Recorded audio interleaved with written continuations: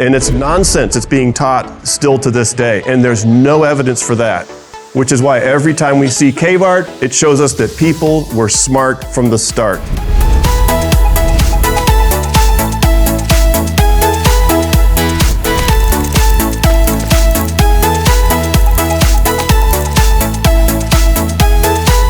Hi, my name is Dr. Brian Thomas with the Institute for Creation Research.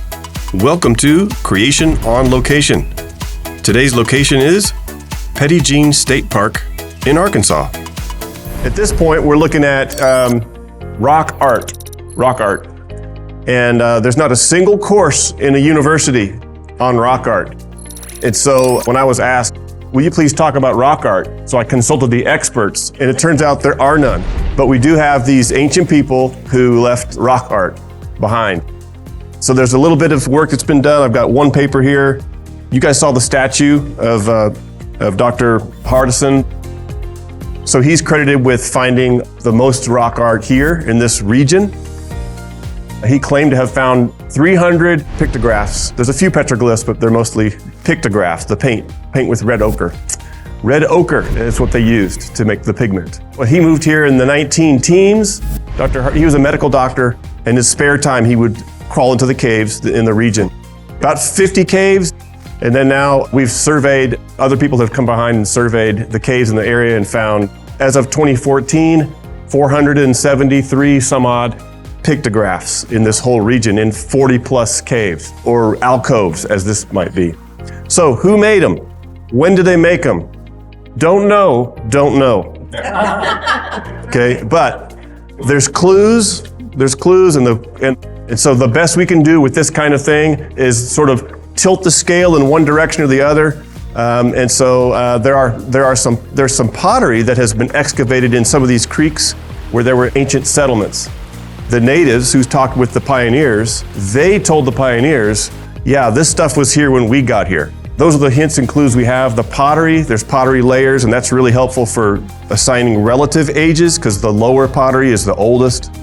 And here's what Dr. Hardman said in 1955 about the pottery that he saw. I'll just read the paragraph real quick. He then marveled at the abundant and beautiful pottery found a few miles west, okay, and remarked that the people who made it were, quote, far more skillful and artistic than I had supposed the recent North American Indians to be. Now, why would he suppose that ancient peoples were not skillful or not artistic? Any ideas on that? Teach them in school. Evolution. So we came from grunt people and ape people and cave people, and they didn't have any brains. And it's nonsense. It's being taught still to this day. And there's no evidence for that, which is why every time we see cave art, it shows us that people were smart from the start.